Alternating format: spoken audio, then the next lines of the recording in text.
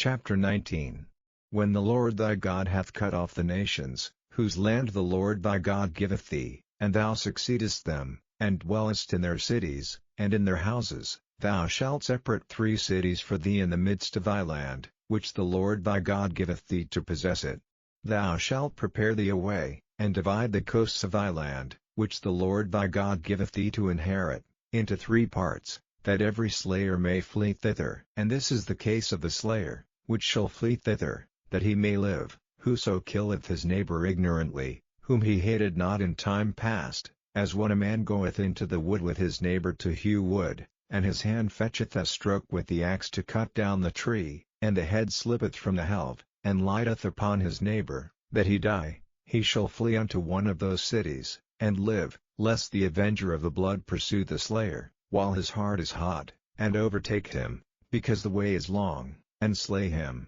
whereas he was not worthy of death, inasmuch as he hated him not in time past. Wherefore I command thee, saying, Thou shalt separate 3 cities for thee. And if the Lord thy God enlarge thy coast, as he hath sworn unto thy fathers, and give thee all the land which he promised to give unto thy fathers, if thou shalt keep all these commandments to do them, which I command thee this day, to love the Lord thy God, and to walk ever in his ways, then shalt thou add 3 cities more for thee, beside these 3, that innocent blood be not shed in thy land, which the Lord thy God giveth thee for an inheritance, and so blood be upon thee. But if any man hate his neighbor, and lie in wait for him, and rise up against him, and smite him mortally that he die, and fleeth into one of these cities, then the elders of his city shall send and fetch him thence, and deliver him into the hand of the avenger of blood, that he may die. Thine eye shall not pity him, but thou shalt put away the guilt of innocent blood from Israel,